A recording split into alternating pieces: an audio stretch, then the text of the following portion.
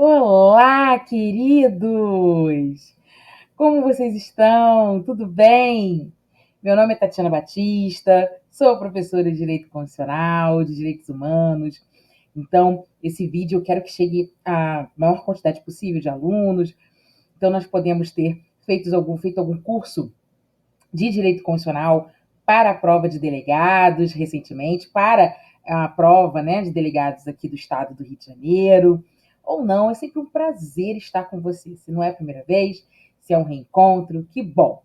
Esse reencontro curtinho, ele tem um motivo. Esse vídeo eu vou informar no meu Instagram, onde ele está disponibilizado.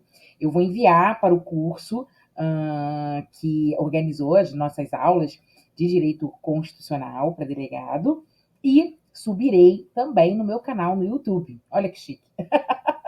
Então, se você me segue nas redes sociais, você vai ver que eu vou fazer post, vou botar o story lá com o endereço, vou botar o endereço também do material. Eu fiz um material sobre as questões, porque o objetivo é corrigir, né, as questões da prova de delegado aqui do Rio de Janeiro, que aconteceu dia 12 de dezembro. Na verdade, foi interrompida, né? A prova foi cancelada diante de um fato inesperado, uma chuva além do normal, né? Além do possível. Então, muitos alunos me pediram, Tatiana, tem criança chorando aqui, né? Tem adulto chorando aqui, corrija essa prova. Tava todo mundo mandando até mensagem para a Anitta, né? Faz alguma coisa, faz essa menina corrigir. Mas eu peço desculpas a você nesse início. É final de ano, a prova foi dia 12. O dia que eu estou gravando essa aula é na madrugada do dia 20 de dezembro. Então, o Natal tá batendo aqui na porta, né? Então, eu voltei para minha família, né? Depois de um ano inteiro trabalhando. Então, foram aniversários, foram muitas coisas no final do ano. Eu fiquei muito, muito, muito atarefada. Então, eu não pude gravar logo no dia 13. E eu queria também preparar alguma coisa especial. Eu queria ler as questões, queria comentar com você, né? Foram 20 questões de direito constitucional. Então, vamos lá, sem mais delongas, a gente já se acostumou, estamos aqui. Se você tiver dúvida, Tati, não concordei com o gabarito, me manda mensagem. De novo, é uma sugestão de gabarito, gente. E a banca em si, eu acredito que ela não vai liberar. Olha, o que eu queria era isso, né? Outros professores de constitucional podem falar, não, discordo de determinado posicionamento. Então, assim, a gente nunca, talvez a gente nunca saiba, né, efetivamente qual era o gabarito da banca. Mas eu acho que é um intuito, é algo que nós podemos utilizar para estudarmos para a próxima prova, né, daqui do Rio, e para outras provas de delegado. Então, repito, quando eu estou gravando aqui essa aula, aconteceu já, inclusive, a prova para delegado de Minas. Eu não tive ainda a oportunidade de ver. Mas nos cursos aí, aguarde em janeiro. Quem pediu curso extensivo, teremos um curso extensivo em janeiro. Quem me pediu curso para delegado, teremos novas aulas. Nós vamos corrigir umas questões. Inclusive, eu fiz uma revisão antes da prova, né? Que a gente achava que ia valer. A revisão continua no ar e teve muito assunto da revisão que caiu, hein? Na prova de domingo. Tá bom? Então, o que eu acho, o que eu achei dessa prova? Eu achei uma prova muito extensa.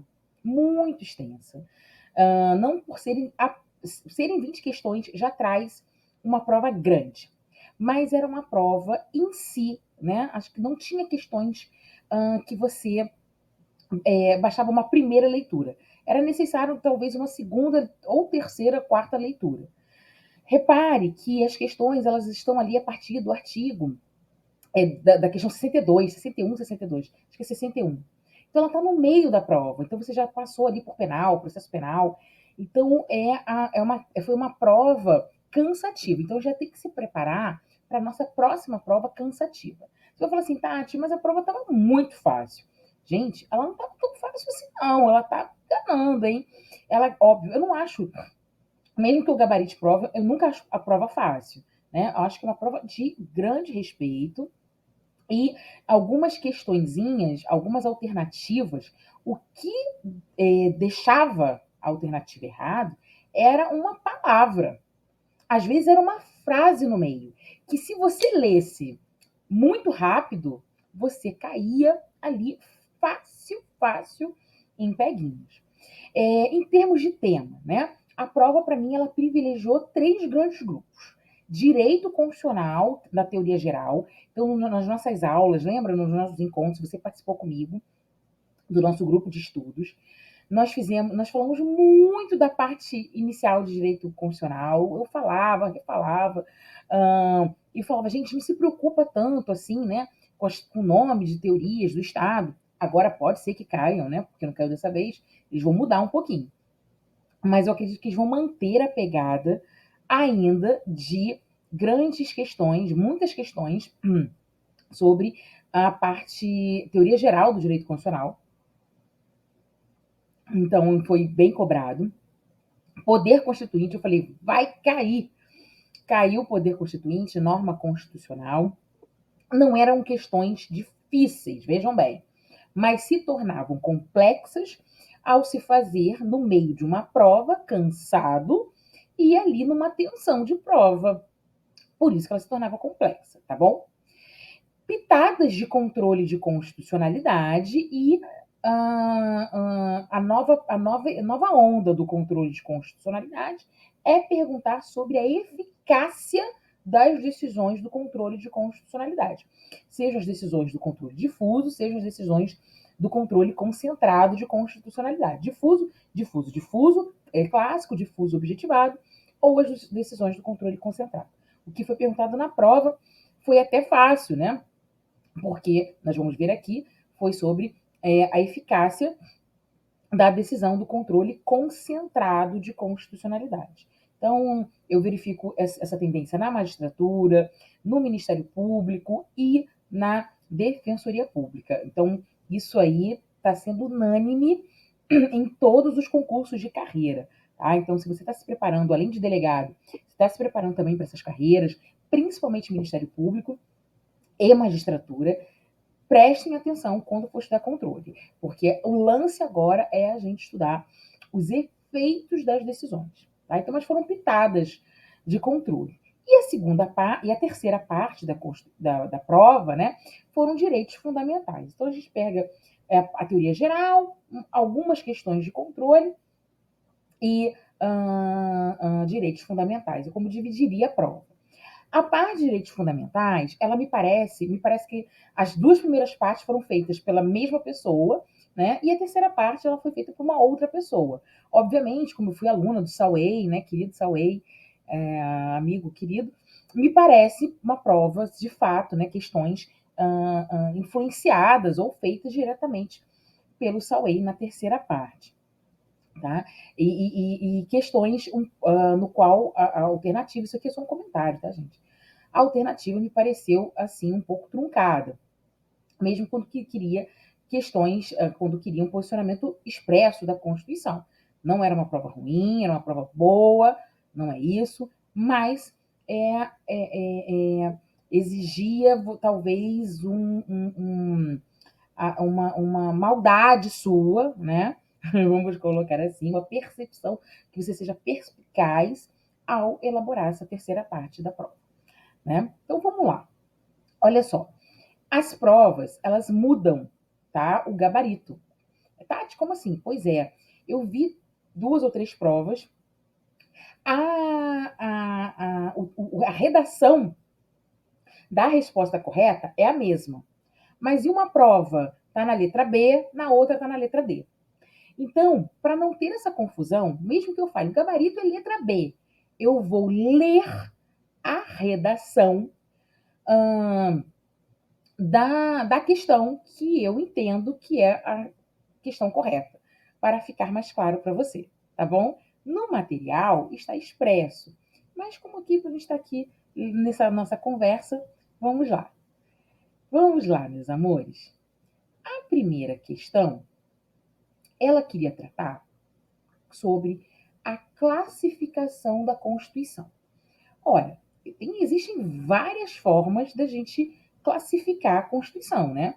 Eu posso classificar quanto à estabilidade dela, quanto à promulgação dela, tem várias formas. E aqui ele vai no clássico. Ele já começa querendo saber se a gente identifica essa classificação da Constituição quanto à sua estabilidade ou seu processo de reforma, tá? Não se expande lá no início do material, eu botei 4 livros de referência para dizer, né, os livros que a gente consulta para poder reafirmar o que nós acreditamos ser o gabarito.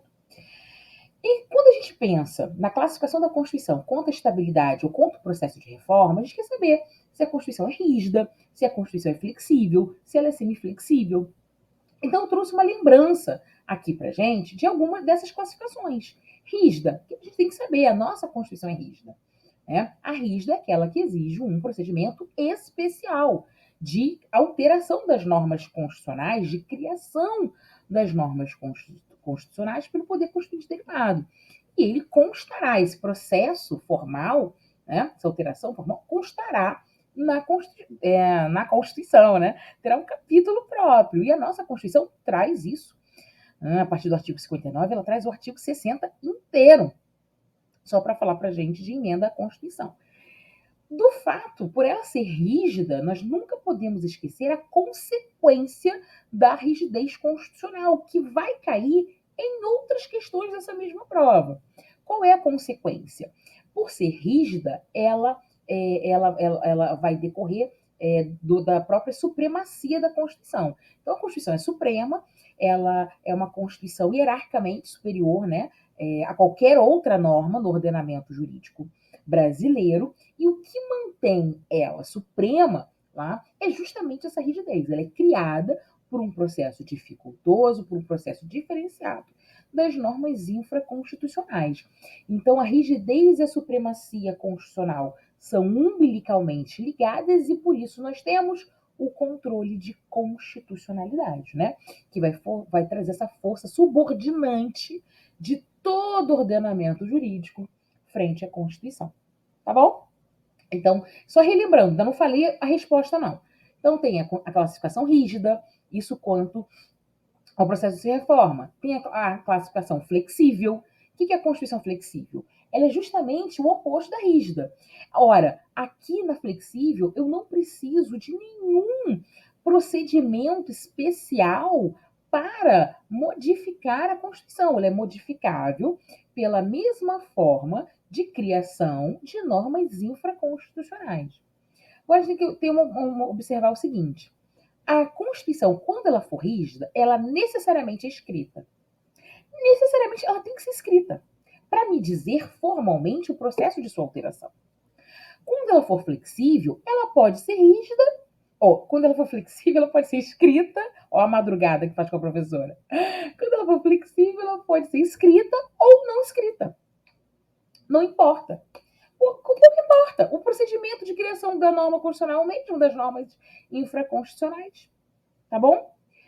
Ainda tem aquela classificação semi-rígida ou semi-flexível. Então, parte da Constituição é alterada por um processo dificultoso, que tem que estar escrito, né? Outra parte é alterada, criada como tal qual as normas infraconstitucionais. Tem a Constituição fixa ou silenciosa. Quis trazer um outro nome para ela aqui, para você não cair em peguinha. A fixa é a Constituição que não pode ser alterada? Não. A Constituição fixa, ela pode ser alterada. Só que ela só pode ser alterada pelo Poder Constituinte originário, pelo mesmo poder que a criou. Ela não tem uma previsão de um procedimento especial para sua modificação. É diferente da imutável, que alguns chamam de granítica. Você vai lembrar, né, de como se fosse uma pedra. A imutável não. A imutável não permite mudança no seu texto. É impossível, num Estado democrático contemporâneo, termos uma Constituição imutável, porque eu não posso modificar aquela norma constitucional. Né? Ela fala, olha, a vontade do poder constituinte, ele vem, se exaure, né? A gente sabe que o poder constituinte, nem o originário, muito menos o derivado, né? Se exaure, né? O poder constituinte originário, ele é latente, né? Ele não se exaure, mas é para imutável. Ele se exaure e acabou. Não tem mais nenhuma manifestação. Tá? Atualmente tem duas classificações aqui. Eu trouxe para você não ficar desamparado no material, que é transitoriamente flexível. O que é transitoriamente flexível? Até determinada data, a data estará no texto da Constituição, então essa transitoriamente flexível é escrita, até determinada data, a Constituição pode ser alterada, tal qual é criada uma norma infraconstitucional. Após essa data, ela somente poderá ser alterada por um procedimento especial. E é transitoriamente imutável. É um limite temporal que não permite a reforma da Constituição. Então, durante um tempo, a Constituição não poderá ser reformada e depois ela poderá vir a ser. Não crie, não venha, estou lendo seu pensamento. Professora, então quando tiver uma intervenção federal, a Constituição se torna transitoriamente imutável. Não, gente, ela continua rígida. A intervenção federal, o estado de defesa, o estado de sítio, são limites o quê? Circunstanciais ao poder constituinte derivado. Tá bom? Então, nessa primeira questão, a resposta na prova que eu li era a letra B, que dizia pra gente o seguinte: uma Constituição flexível é normalmente não escrita, mas pode excepcionalmente ser escrita. Admite a livre modificação do seu texto mediante processo legislativo ordinário e, ao contrário da Constituição rígida, não impõe exigências mais severas que as estabelecidas nas alterações da legislação infraconstitucional para modificação do seu texto. Tá bom? Então, aqui está lá a resposta porque as outras estão erradas. Seria essa letra B. Vamos para a nossa segunda questão. Segunda questão, uma questão boa. Ela também, assim como a primeira, né, fala de teoria geral do direito constitucional. É água, gente, não é vinho branco. Não é espumante, mas se quiser pode mandar para casa da professora, final de ano. Né? Mas vamos lá, tô brincando. Mas é verdade. A segunda questão, ela também fala sobre teoria geral. E ela fala sobre elementos da norma constitucional. Queridos, eu vou até pegar aqui do meu lado. Vocês não vão conseguir ver. Mas para provar para vocês, eu tenho um resumo meu, sobre norma constitucional. Esse resumo eu tenho desde do livro que eu li do Zé Afonso da Silva, né? Explicando norma constitucional. Mas eu vou comentar com você o que ele significa. Só mostrar. Não vai estar focando, mas eu vou te mostrar, vou ler para você. Por que ele é importante para essa questão? Porque o tema é dentro de teoria geral do direito constitucional, né? Estudar constitucionalismo, neoconstitucionalismo, ok, é importante, as características, é importante. Estudar a Constituição, a classificação da Constituição, o conceito de Constituição, os sentidos de Constituição, as diversas formas de você classificar a Constituição é importante? É importante. Mas, assim, estudar norma constitucional e poder constituinte é essencial. Não tem como. Então, esse mapinha aqui meu, eu botei, porque quando você fala norma constitucional, vários assuntos nós conseguimos retirar dele. Então, a gente consegue retirar o conceito de norma, a gente consegue retirar a norma constitucional no tempo, os efeitos da norma constitucional no tempo, recepção, revogação, desconstitucionalização, repristinação, tem questão sobre isso aqui. A gente consegue retirar a estrutura da Constituição, né, em preâmbulo, cuja a irrelevância, né, a teoria da relevância do preâmbulo não tem eficácia normativa, os enunciados do artigo 1º 250, o ATCT, o significado do ATCT. Nós conseguimos retirar da norma constitucional os seus efeitos no plano normativo, ou seja, a existência, a validade, a eficácia e a efetividade social. Caiu também na sua prova o significado de efetividade social das normas constitucionais. Nós retiramos, quando nós estudamos nessa classificação, eficácia, né? as diversas formas de classificar as eficácias das normas constitucionais, desde o professor José Afonso da Silva, em plena contida ilimitada, né, passando ali pela Maria Helena Diniz, até pelo Rui Barbosa, né, pelo Luiz Roberto Barroso, nós conseguimos tirar os elementos da norma constitucional. José Afonso da Silva, ele traz os elementos da norma constitucional. São 5 elementos, que a gente vai ver aqui agora nessa segunda questão. Nós conseguimos retirar dessa ideia aqui as espécies de norma constitucional à luz do constitucionalismo contemporâneo, semelhante, né? Sinônimo de neoconstitucionalismo, ou seja, regras e princípios. O que são regras, o que são princípios, qual a diferença entre eles, né? As teorias que vão falar sobre o princípio, o que o Dworkin fala, o que o Alexis fala, né? Assim como sobre as regras também. Então, é um estudo muito, muito interessante, né? A gente poderia falar 3 horas só sobre norma constitucional. E nós falaremos, me aguardem, nós falaremos, dada a importância de estudar esse assunto. Então, aqui ele pergunta para a gente sobre os elementos da norma constitucional. O professor José Afonso da Silva, ele classifica as normas constitucionais em 5 elementos, porque ele pega a Constituição e fala o seguinte: olha, existem normas que elas servem a um determinado tipo, uma determinada função constitucional, tá? E ele, ao fazer isso, ele traz aqui pra gente, ó, existem normas constitucionais, a primeira que ele fala, que são normas constitucionais que trazem um elemento orgânico. Então, o que é a norma constitucional que traz o elemento orgânico? Ora, são normas constitucionais que falarão sobre a organização do Estado, organização dos poderes e sobre o sistema tributário, tá? Ele bota aqui pra gente. Existem normas constitucionais, que ele vai falar pra gente, que trazem elementos limitativos. Estou lendo aqui o material com você e vendo. O que são os elementos limitativos? Ora, o que limita o poder? Direitos fundamentais. Então, são normas sobre direitos fundamentais.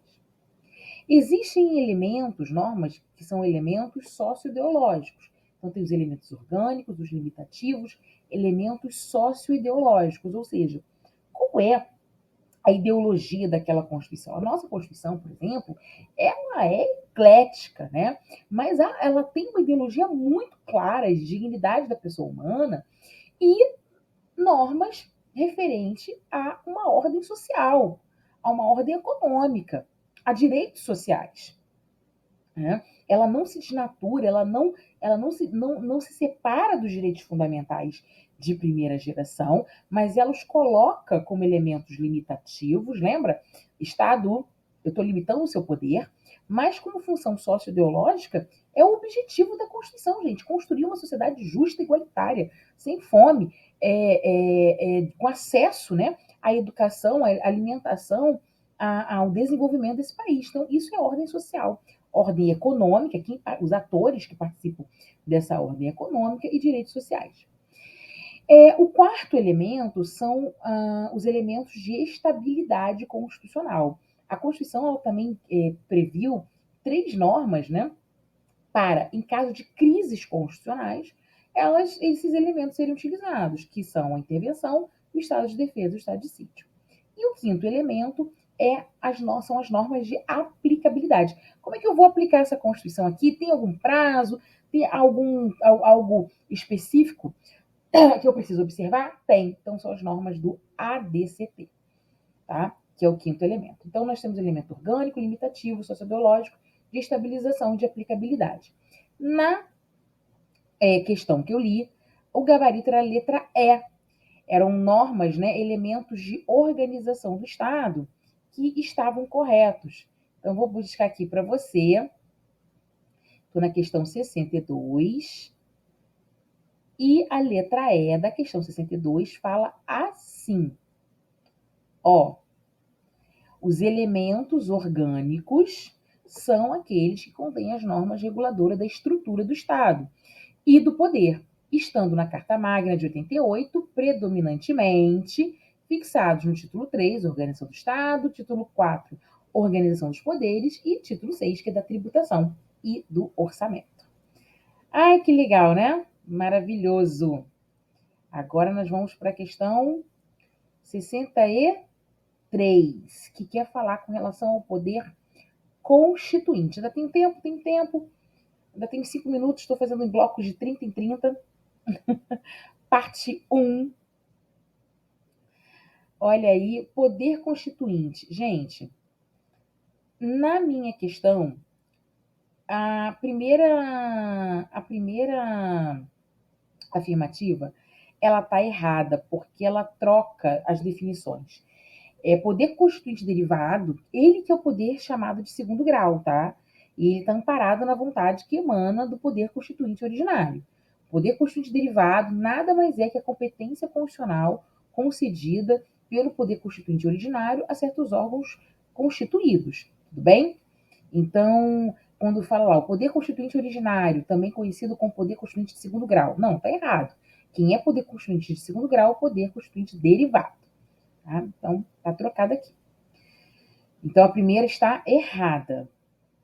A segunda afirmativa, para mim, também está errada. Eu botei aqui o seguinte, olha, ele quer dizer para a gente que poder constituinte e poder constituído têm o mesmo significado. Gente, essa é a parte errada, tá? Por quê? Poder constituinte e poder constituído guardam relação ao contexto constitucional? Guardam. Vinculam o administrador público? Vinculam. Mas eles são a mesma coisa? Não. Não. Poder constituído e poder constituinte, eles não têm o mesmo significado. São diferentes. Poder constituído, aqui, ó, até trouxe para você. O poder constituinte, melhor dizendo, vou começar pelo constituinte, né? Ele é exercido por aqueles que determinam romper com a ordem jurídica atual e criar uma nova Constituição. Né? A maioria da doutrina hoje afirma que, inclusive, é o poder jurídico. O poder constituído, ele age por conta e ordem do poder constituinte. O poder constituído está abaixo do poder constituinte, tá? Então, por isso que constituído não é a mesma coisa que constituinte. Constituinte é superior. Então, para mim, o gabarito aqui seria a letra C, porque apenas o item 3 que está correto, ou seja, a cada nova manifestação do poder constituinte originário, né, eu tenho uma ruptura com a ordem jurídica anterior e a criação de um novo Estado. Né? Uma Constituição, ela cria um novo Estado, ela cria uma nova ordem jurídica. Tudo bem? Interessante, né? Então, na 63, a única alternativa que está correta, para mim, é a alternativa 3, a cada nova manifestação do poder constituinte originário, em que se observa uma completa ruptura com a ordem jurídica estatal anterior, com a edição de uma nova Constituição. Tá? Veja qual é a sua questão correspondente. Tá bom? Próxima questão aqui, eu vou parar esse bloco e vou abrir um novo bloco para a gente poder falar, para não ficar muito grande, tá? Até já. Tchau, tchau.